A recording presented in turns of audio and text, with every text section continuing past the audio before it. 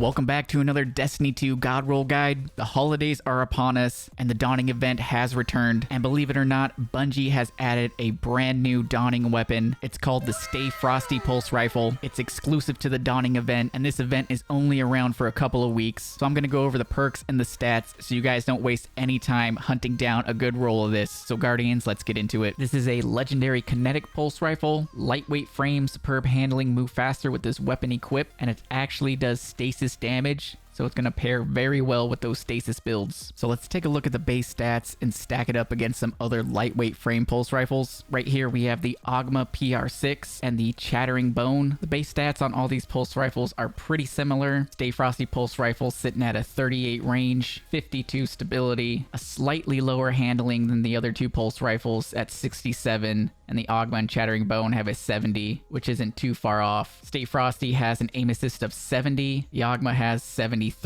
Chattering Bone has 71. It has a base zoom of 18. The Ogma has a base zoom of 19. Chattering Bone has a base zoom of 17. One stat that's significantly better on the Stay Frosty is actually the airborne effectiveness. It has a stat value of 20, where the Ogma only has 15 and the Chattering Bone only has 10. And another stat that's kind of low on the Stay Frosty pulse rifle is the recoil direction. It's sitting at 55, but if you spec this thing out with arrowhead brake, it's going to bring it up to 85. And adding a counterbalance mod is going to bring it up to a perfect 100. So I definitely suggest going with arrowhead brake when you're looking for a good roll on this thing, just to control the recoil a little bit better. Now when it comes to the magazine perks, for PvE you usually want something that extends your magazine, but the base magazine isn't really that low, so I would say don't waste this slot with extended mag or appended mag. I would say either go with armor piercing rounds, high cal rounds, or ricochet rounds. Ricochet rounds is going to be really good for PvP. It's going to extend your range by 5 and your stability by 10, and you can bounce your bullets around corners and off hard surfaces, which comes in handy in the Crucible. Also, high cal rounds is going to increase the flinch in Crucible, which is also really nice. But for PvE, I would definitely say go with armor piercing rounds. These rounds cause extra damage to combatants' shields and over penetrate targets. And the reason I say go with armor piercing rounds is because in the last column you can actually roll adaptive munitions. Adaptive munitions is a fantastic perk for endgame activities like Grandmasters. It states that this weapon adjusts its damage output and effectiveness against energy shields that don't match this weapon's damage type. And there's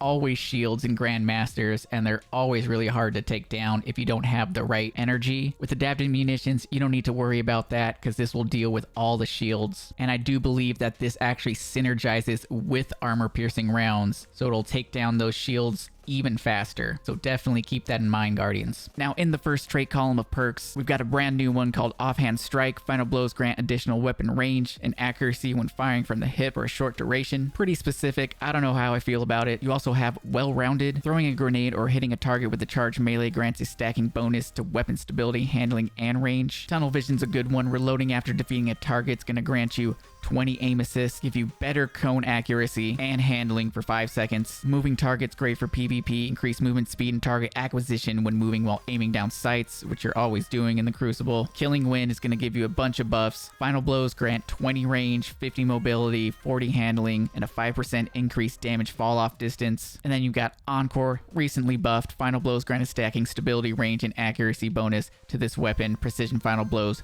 grant more stacks. As you can see, a lot of these perks in the first column really help you with your accuracy. In the last column of trait perks, you've got Headseeker, Kill Clip, Desperado, Adaptive Munitions, Golden Tricorn, Headstone, and Under and Over. So right away, of course, you see Desperado. I don't know if this has ever been on a lightweight pulse rifle. Lightweights fire at 450 RPMs, and then the next archetype up is a rapid fire pulse at 540. So if you're firing at 540 rounds per minute with the same damage, that could be really nice. We'll have to test it out. Some other notable perks in this last column: Golden Tricorn. All you have to do is get one kill and you get a 15% increase in damage for 7 seconds. And if you're able to get a melee or grenade kill within that 7 seconds, you're actually going to increase your damage by 50% for 10 seconds. Then you've also got Headstone. Precision final blow spawn a stasis crystal at the victim's location. Obviously going to pair really well with those stasis builds.